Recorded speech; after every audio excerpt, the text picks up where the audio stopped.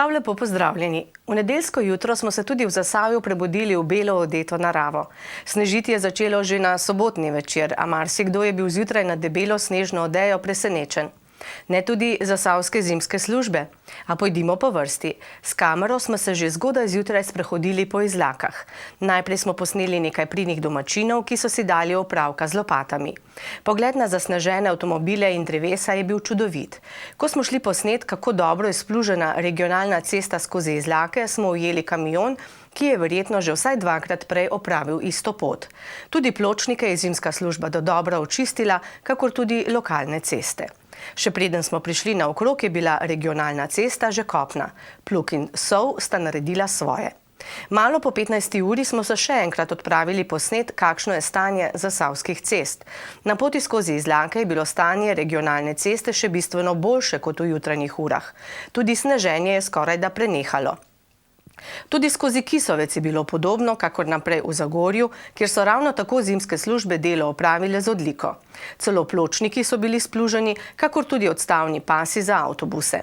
Na regionalni cesti Zagorje-Trbovlje je bilo le na nekaterih odsekih malo nevarnejše, a s previdno vožnjo, kakršno zahtevajo razmere na cesti, smo se lahko varno pripeljali do Trbovelj. Tudi tu smo lahko posneli podobno stanje kot v Zagorju. Cesta skozi Trbovlje je bila lepo splužena. Med snemanjem smo ujeli tudi kolesarja, ki je za trenutek izgubil ravnotežje, a se je vse srečno končalo. Nekoliko so zimske službe, ki smo jih srečali na stari cesti skozi Trbovlje, pri delu ovirali parkirani avtomobili, a tako je pač v vseh malo večjih mestih. Na koncu smo posneli še cesto čez Slačnik, ki je bila ravno tako lepo splužena in varna. Občani so nas vseeno obvestili, da so bile nekatere ulice malce slabše splužene oziroma le posute s peskom, kot recimo Vrtna ulica v Zagorju, večjih negodovanj pa ni prišlo do nas. Kaj lahko rečemo za konec? Naši posnetki so dokaz, da so zimske službe v Trbovljah in Zagorju delo o prvem zimskem sneženju opravile z odliko. So pa v naslednjih dneh preslabo čistili pločnike, ki so bili marsikje poledeneli. Če smo pa še sami poprijeli za lopato, pa nam tudi ni škodilo. Ker pa je to precej težko in naporno delo, bodite pri delu previdni, predvsem tisti, ki vas mučijo srčno-žilne bolezni in bolečine v predelu ledvenih vretenc.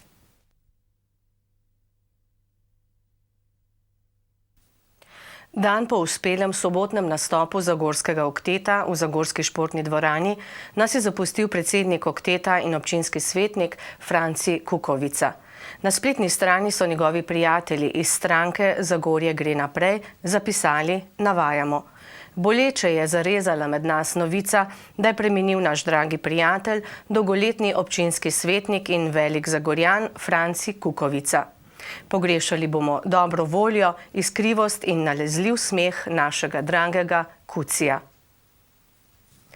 Naša televizija z novim letom začenja akcijo povezovanja s prijatelji ETV.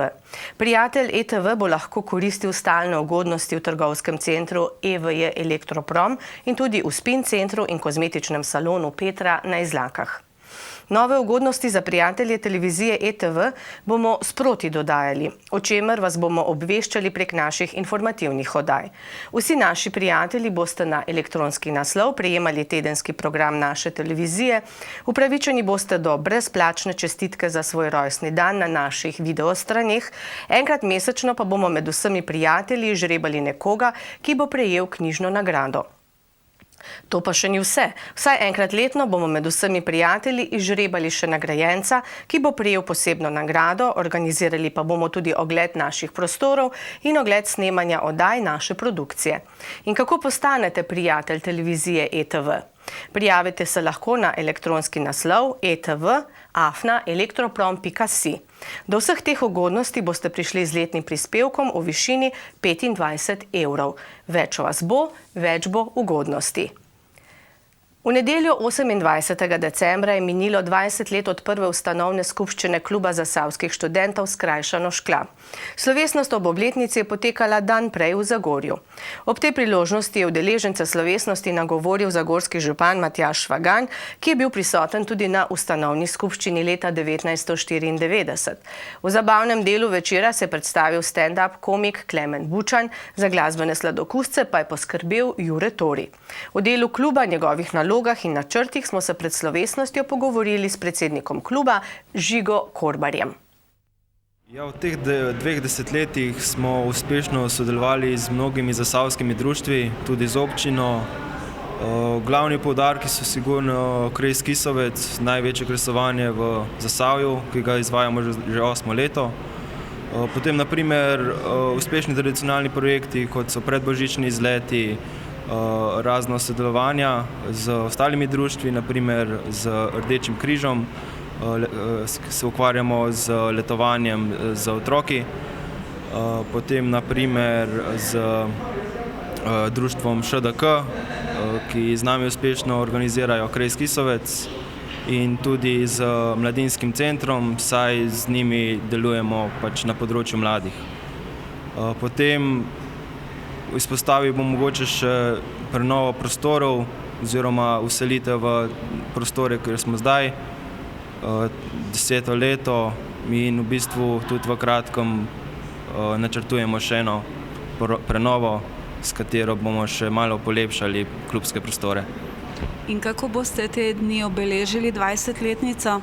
20-letnico bomo obeležili z enim, kako bi rekel, slavnostnim večerom v Kulturnem centru Delavski dom Zagorje.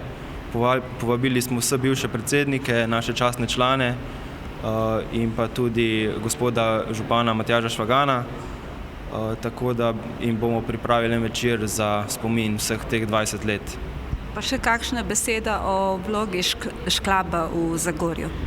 Ja, trudimo se, da bi mladim ponudili čim bolj produktivno preživljanje prostega časa. V teh 20 letih je na Šklabu delovalo več kot 10 predsednikov. To pomeni, da klub lahko ponuja mladim, da se izobražujejo, da se izpolnjujejo in dobijo neko neformalno znanje, katero jim služi tudi naprej potem v življenju. So pa še kakšni načrti za naprej, seveda? Ja, seveda, mi se trudimo, da bi mladim zagotavljali čim bolj pester program. Trenutno v zimskem času pripravljamo bolj zimske športe, kot so na primer smučanja v tujini in doma, sankanje, potem ogledi smučarskih tekem v smučanju ter smučarske poleti v planici. Potem pa tudi v tem času se bo začela že priprava za že 8. leto kresovanja v Kisovcu. Torej, televizija ETV želi klubu zasavskih študentov še uspešno delo naprej. Najlepša hvala. Delavska godba Trbovlje, ki je lani upihnila 110 svečk, vsako leto priredi novoletni koncert. Tradicionalno je to 26. decembra na dan samostojnosti in enotnosti. Tudi letos so pripravili bogat glasbeni program. Dvorana Delavskega doma je bila premajhna za vse, ki so želeli prisluhniti njihovemu koncertu. Glasbenike in prisotne je pozdravila županja Jasna Gabrič in jim med drugim zaželela srečno novo leto. V odmoru med prvim in drugim delom koncerta smo v zaodrju pocukali za rokav dirigenta Jožeta Kotarja, ki se je prijazno odzval našemu povabilu. Delavska godba Trbovlje je tudi letos pripravila tradicionalni novoletni koncert. Z bogatim programom in lepimi melodijami nekaj tudi sporočate, kaj ne? Ja, v bistvu prazniki so, ne. Vsi želimo, pač se lepo imajo, ne, da lepo praznujejo, in mislim, da je tudi program bolj nekako praznično izbran. Kako pa delavsko godbo vidite vi kot dirigent? Ja, pač mi se celo leto trudimo, ne, da napredujemo, vedno delamo nove programe, vadimo, izvajamo in mislim, da nam to kar lepo uspeva. Ja, sodelovanje je vsekakor uspešno, kot je videti. Kakšni so pa načrti in želje za naslednje leto? V bistvu malo še razmišljamo, ker je tudi tekmovanje, bomo videti, kako bo tudi glede financ in glede prostega časa in drugih zadev.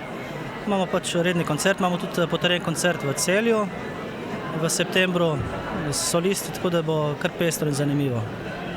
Kaj pa vi, kot profesor, kot dirigent, kot glasbenik, kakšne so pa vaše želje? Ja, pač želje, mislim, tako najbrž kot vseh, ne. Jaz bolj gledam pač danes in tukaj kot dirigent, zato želim, da se bo še vedno tako naprej igrali, dobro, kot se do zdaj, da bo tako vzdušje, takšno sodelovanje in če bo to, mislim, da bo kar dobro uspehi. In naj bo tako, srečno. Hvala lepa tudi vam.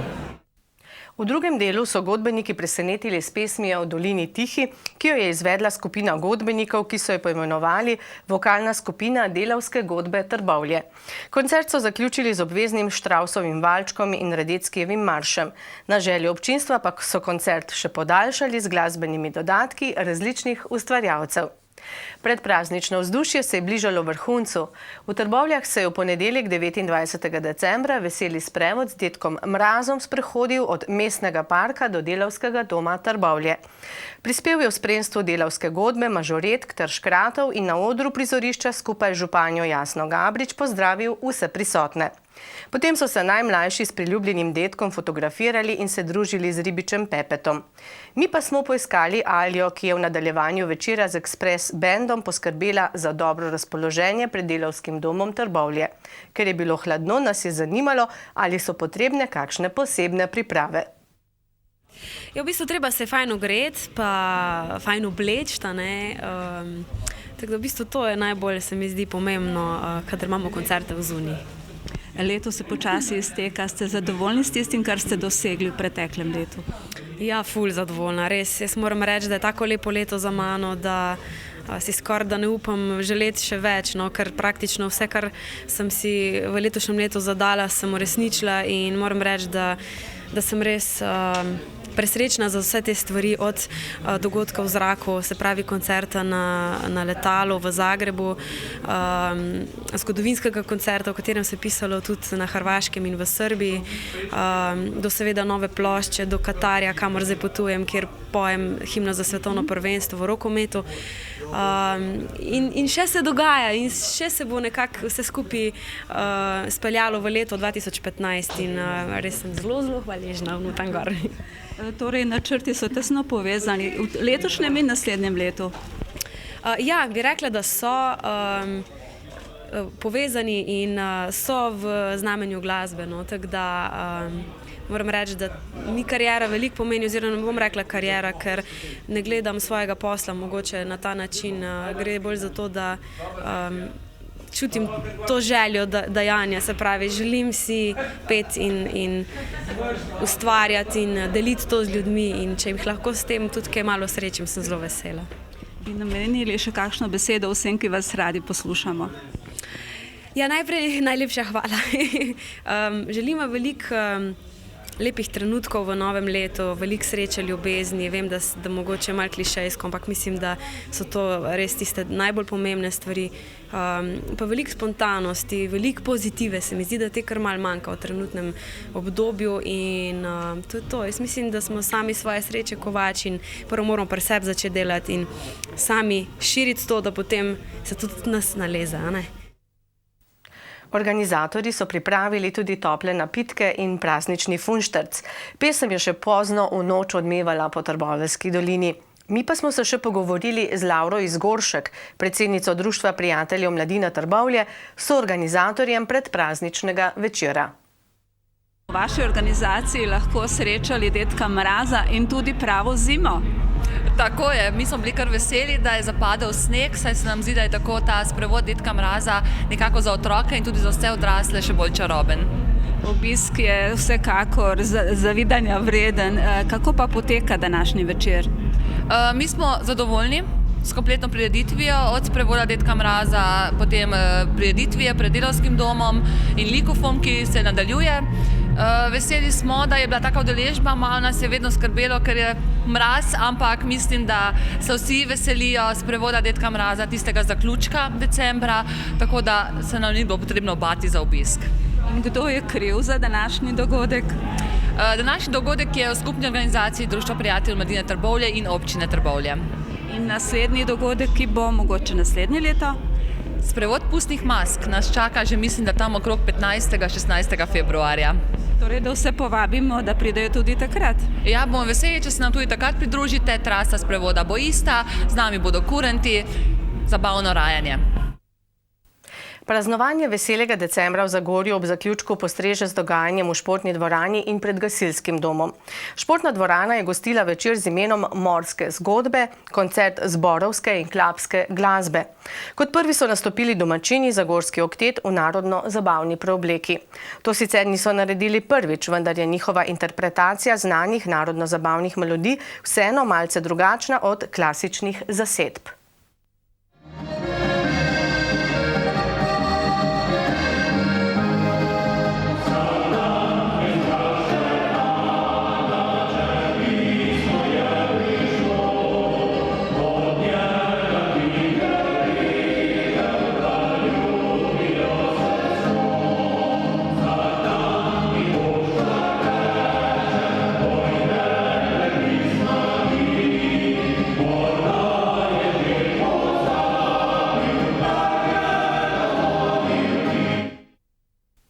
Nadaljevali so člani klape Kampanel. Več kot odlično so zapeli klapske hite in spodbujali obiskovalce, da se jim pridružijo.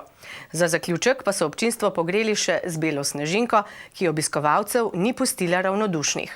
Sicer dvorana ni bila polna, poznalo se je namreč, da je v soboto pričelo snežiti. Za zaključek pa je nastopil še Goran Karan. Stari maček dalmatinskih napevov je prvič gostoval v Zagorju. Pop glasba in hiti, ki jih je prepeval Goran Karan, so bili prava poživitev v mrzlem večeru. Sledijo kratki oglasi.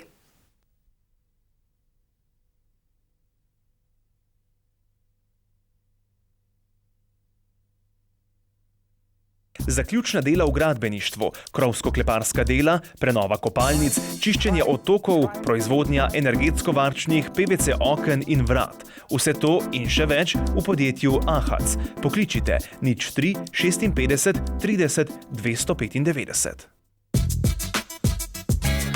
Tudi v tem tednu vam ponujamo nekaj izdelkov po zelo ugodnih akcijskih cenah. Vabimo vas v EVE Center. To je mesto, kjer dobite vse, kjer dobite vse, kjer dobite vse, kjer dobite vse.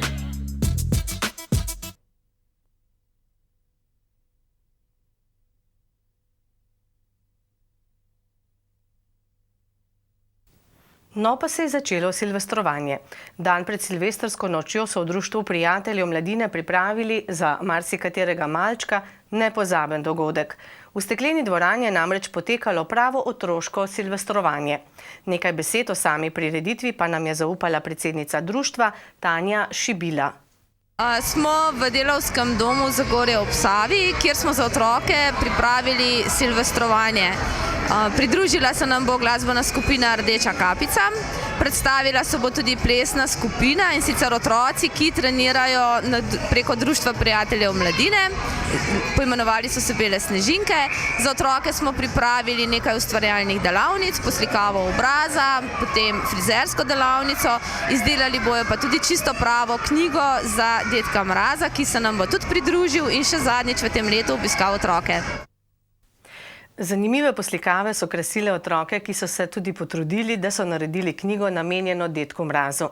V veselem pričakovanju so mladi plesalci, ki obiskujejo tečaj plesa, pokazali zbranim obiskovalcem in predvsem staršem, kakšne plesne veščine so osvojili.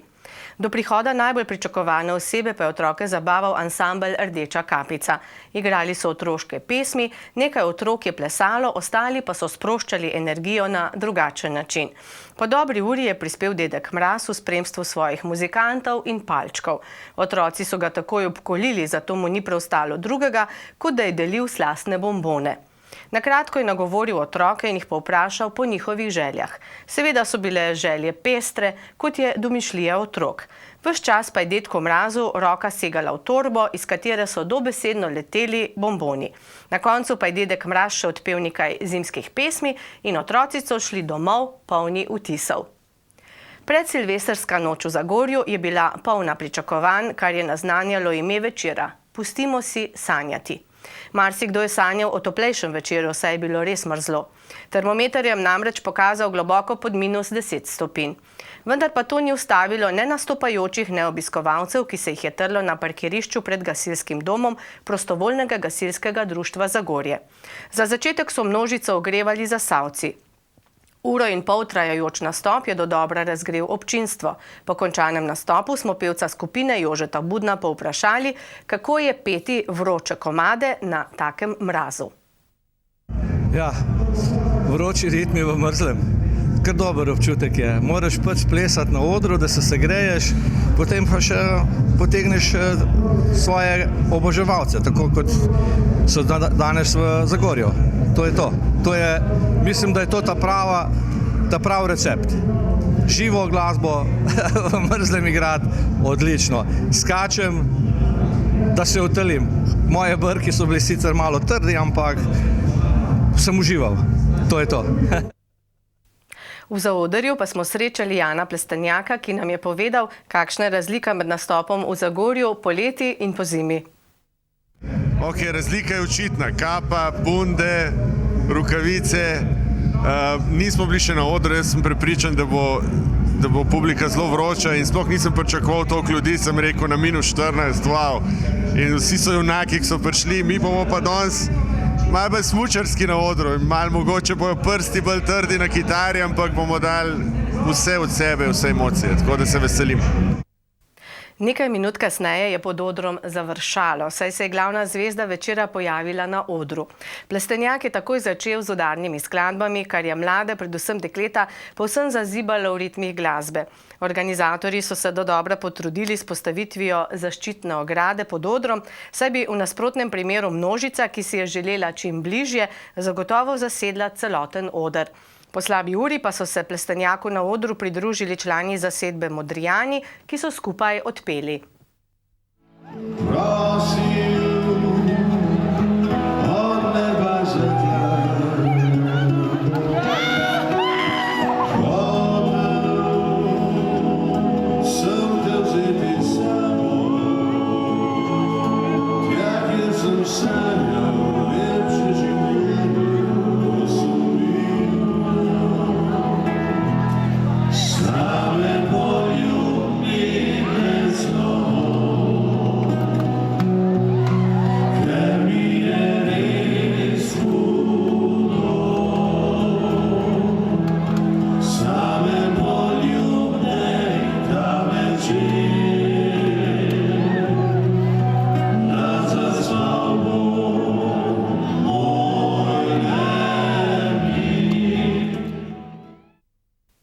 Nadaljevali so Modrijani, s svojimi znanimi hiti hitro k skupnemu petju privabili zabave željne obiskovalce. Pred samim nastopom pa je gledalcem naše televizije voščil Blaž Švab. Najbolj modra misel za nocojšnji mraz, ki bi jo izrekli vsi štirje Modrijani, je ta, da je -10 ali pa celo -15 stopinj in igranje na prostem in žur na prostem najboljša priložnost za stiskanje, cartanje, objemanje. Tudi če se z ženo ali pa z dekletom mogoče celo malo sporečeš ali pa če kaj ne štima, saj veste, to se rado kdaj zgodi, je nocoj odlična priložnost, da pač pridete skupaj, ker vama druga ne preostane. Pa še nekaj, nocoj je mogoče celo več ljudi, kot bi prišlo jutri v Celje. Upam, da bodo tudi vsi Celjani in Celjanke tako močno, zagreto, zavzeto in vzdržljivo občinstvo, kot jih imamo danes tukaj v Zagorju. Se pa veselimo tudi jutrišnje noči. Nocojšnja bo pa tako ali tako nepozabna. Narodno-zabavni ritmi v njihovi preobleki so dodobra razgreli več tisoč glavo množico. Po oceni organizatorjev se je prireditve udeležilo več kot 3000 ljudi, ki so kot en skupaj prepevali njihove hite. Po njihovem nastopu pa je oder spet zavzel Jan Plestenjak svojo skupino. Vsekakor gre pohvala organizatorjem, ki so odlično poskrbeli za varnost obiskovalcev, kot tudi za okrepčila med samo prireditvijo. V Zagorju je bilo veselo tudi na silvestrsko noč. Mi smo pred gasilski dom prišli okrog 1:30, ko so zbrano množico zabavali Dejan Vunjak in Brendijeve barabe. Lahko mirno rečemo, da gre Dejan lepo po stopinjah svojega pokojnega očeta. Za začetek leta smo pripravili pregled gospodarskih dogodkov, o katerih smo redno poročali tudi na naši televiziji. Zagorsko podjetje Sveja je decembra 2013 šlo v stečaj. Leto 2014 pa žal ni prineslo razpleta situacije, ki ga sicer očitno še ne gre pričakovati kmalu. Kalvarija, ki so jo delavci SVEE doživljali jeseni 2013, kot kaže, še ne bo kmalu dobila epiloga. Spremljate posnetke stavke. Po razglašenem stečaju je 322 upnikov prijavilo za 16 milijonov evrov terjatev, priznanih jih je bilo za 14 milijonov, od tega prednostne terjatve znašajo poldrugi milijon evrov. Največji upnik je Nova Ljubljanska banka s 5,4 milijona evrov. Premoženje SVEE je bilo ob stečaju ocenjeno na slabih 10 milijonov evrov. Stečajni upravitelj Tomaž Kos je spomladi 2014 našel najemnika za prostore SVEE v Litiji, medtem ko se je za objekte v Zagorju zanimala turška družba Diga. Slednja je maja odstopila od namere in s tem je praktično ugasnilo zadnje upanje, da bi SVEE nadaljevala s proizvodnjo kuhinj oziroma pohištva, torej s tem, kar je delala več kot odlično. Po besedah sindikalista Antonija Boovskega je skozi ves stečajni postopek komunikacija med nekdanjimi zaposlenimi in stečajniki pravzaprav neobstoječa. V družbi so zelo skopi tudi z odgovori glede trenutnega stanja. Objekti v Zagorju še vedno niso oddani v najem, čeprav se je sredi decembra iztekel že 3. rok za oddajo ponudb. Stečajni upravitelj Kos je povedal, da konkretne ponudbe ni bilo in da glede obetov ne more povedati ničesar novega. V podjetju se trenutno vzdržujejo objekti, poteka pa tudi odprodaja artiklov, ki naj bi se odvijala po pričakovanjih. Terjatve delavcev še niso poplačane. Tudi novinarji smo v vprašanjih o razvoju situacije pogosto dobili odgovor, da bo pač treba še malce počakati. Prav počasnost postopka je zmotila številne bivše delavce, ob to pa so se obregnili tudi lokalni veljaki. Številnim v Zagorju seveda ni pogodu, da se s premoženjem družbe, ki ga je lokalno prebivalstvo ustvarjalo več desetletij, sedaj ravna tako ravnodušno. Delavcem moti neobstoječa komunikacija.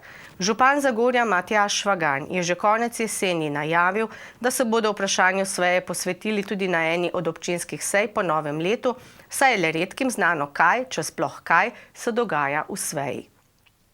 Edini, ki jih trenutna situacija ne moti, so tisti, ki upravljajo s premoženjem ugasle družbe.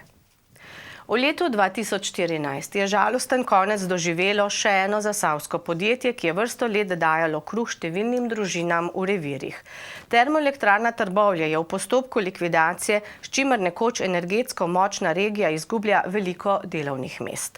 Spremljate posnetke z nedavnega protesta, ko so delavci še upali na rešitev. Vodstvo holdinga Slovenske elektrarne, večinskega lastnika Teta, je sicer že pred letom 2014 vztrajalo, da je energet v TET preprosto predrag in je zato iskalo potencialnega kupca. Več kot 2 leti se je HSE tako pogajal švicarsko družbo Edelweiss Investment, ki je v lasti Rusa Olega Burlakova. Zapletlo se je pri pogojih prodaje, Burlakov je oktobra dokončno odstopil od nakupa, medtem pa se je za zaposlene že začela agonija, ki še vedno ni dobila epiloga. Že maja so delavce poslali na čakanje na delo za 2 meseca. Po vnovičnem zagonu proizvodnje v avgustu pa je bil 125-megavatni blok spet ustavljen sredi septembra, ko so pošle zadnje zaloge premoga na deponiji. Po oktobrskem umiku potencialnega kupca je tako postalo jasno, da bo šel TET v likvidacijo, čeprav so sindikalisti in lokalni politiki skušali doseči tudi drugačen scenarij. Tako se je govorilo o možnosti hladne rezerve, pa o lokaciji stikališč za Eles, omenjal se je tudi razvoj lokacije v smeri postavitve plinske elektrarne. Po jesenski odločitvi skupščine TET, da gre družba v likvidacijo, so stekli številni dogovori, ki pa so imeli le malo učinka. Tako so konec novembra zasavski poslanci sestankovali s premierjem Mirom Cerarjem, ki je nato najavil delovni posvet v Trbovljah, omenil pa je tudi možnost, da se bodo z domnevnimi nepravilnostmi v družbi ukvarjale pristojne inštitucije. Delovni posvet na trboveljski občini je bil v začetku decembra, na njem pa so ustanovili delovno skupino, ki jo vodi zagorski poslanec iz vrst SMC Marjan Dolinšek. Direktor Elesa Aleksander Mervar je na posvetu dejal, da bi lahko za prezaposlitev okrog 50 delavcev poskrbeli znotraj slovenske energetike.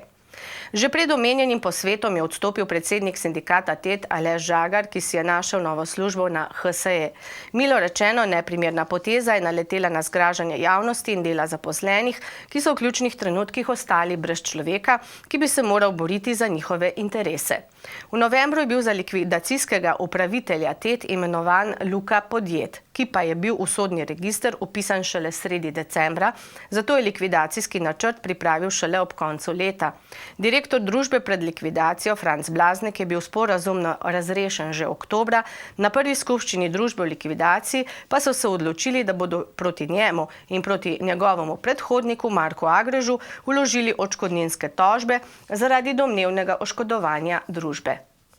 Likvidacijski postopek vsem zaposlenim službo zagotavlja vsaj 2 meseca. Do sredine januarja morajo upniki prijaviti svoje terjatve, takrat naj bi prvi presežni delavci tudi dobili odpovedi.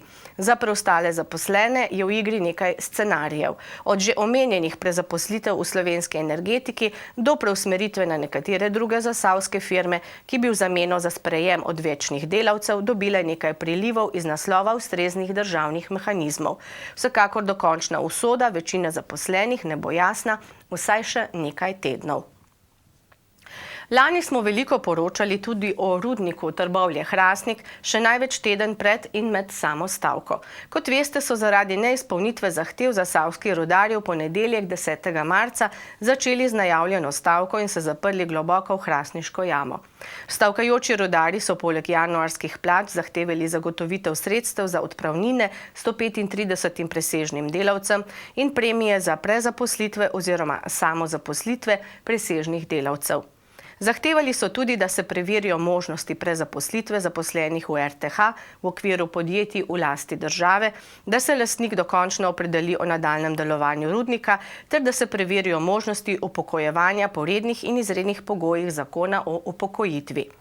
V jami rudnika je ves čas stavkalo 127 rudarjev, ki so si na 7 lokacijah ustvarili začasna ležišča in sanitarije. V upravni stavbi RTH v Trbovljah je stavkalo 70 zaposlenih. Kot lahko vidite s posnetkov, je stavkajoče rudarje obiskala tudi naša ekipa. Med vožnjo z vozičkom do Kote 230 smo sedeli skupaj s stavkajočim rudarjem Alešem Florjancem. Kot verjetno ste že dosti izjav slišali, vsaka taka zadeva ni prijetna, tako tudi za mene osebno ni. Rajš bi imel, da se zadeva reši na drugačen način, zakonski način, sam tak, ko ga zahtevamo rudarji. Vendar vse vaše zahteve so enako pomembne. Ja, vseh 5 zahtev, ki jih je stavkovni odbor izpostavil, so normalno enako zahtevne. Zdaj, prva zahteva včeraj je bila strani vodstva izpolnjena, se pravi, plače januarske so bile nakazane. Danes obenih so nova pogajanja, stavkovni odbor se bo pogajal z vodstvom. Jaz upam, da se bo najdel skupen jezik, pa da čim prej pridemo do neke ustrezne rešitve za vse nas. Seveda, v današnjih časih je zelo težko ostati brez službe ali pa najti novo službo. Ja, smo neka generacija, ki je cel svoje življenje preživela v tem podjetju, se pravi, vsi imamo tu 25 ali več let, tako da smo v bistvu na trgu zelo nezanimiv glede starosti, pa tudi nekega profila, s katerim smo se ukvarjali s tem poklicom 25 let, tako da zelo težko bo najti novo službo. Podpora rudarjem je bila iz dneva v dan večja. Po 4-dnevni stavki je po mnogih pogajanjih, v katero se je vključila tudi takratna predsednica vlade Alenka Bratušek, so knapi v četrtek 13. marca svečano prišli iz jame, kjer jih je pričakala več stoglava množica in tudi naša ekipa. Ves čas stavke je bila z nami tudi stavkajoča Marta Sotlar, pa naj imajo ženske zadnjo besedo. Lejte, tako bom rekel, z začetka je bilo tako, malo smo bili vsi napet, kako bo vsa stvar potekala, lejte, to niso običajni pogoji, to je jama. Jaz sicer nisem bila skozi z njimi, ampak vsake toliko časa smo šli stavkovni odbor med njih, se pogajali, z njimi pogovarjali in potem odšli na pogajanja, bili so trda pogajanja, to ste že poročali, to ste že spremljali. Fantje so bili vztrajni, tako kot znajo, tako kot so pri delu, tako kot so v življenju, tako so bili tudi v jami in verjemite, da bi tudi vztrajali do izpolnitve teh zahtev, ki so čist realne, na realnih osnovih in se očitno sedaj vidi tudi razrešljive. Levji delež, da se je stavka prekinila, je imel zagotovo predsednik stavkovnega odbora Anton Lisec, ki je po prihodu iz jame poklepetal svojo družino. V naslednjih mesecih so se stvari umirile, stavkovni odbor se je ukinil, zaposleni v rudniku pa so vsak po svoje reševali svoj status. Nekateri so se ob pomoči države prezaposlili, drugi upokojili, tretji so si pridobili status podjetnika ali kmeta, za kar so prejeli denarno pomoč, spet drugi še čakajo na rešitev, nekaj pa jih je ostalo še na zapiralnih delih. Od nerealnih obljub prejšnjih vodstev o ponovnem odprtju novega rudnika pa tako veste, kaj je ostalo, prazen nič. V drugi informativni oddaji v letu 2015 pa bomo podrobneje pogledali še v nekatera uspešna zasavska podjetja, o katerih smo ravno tako veliko poročali.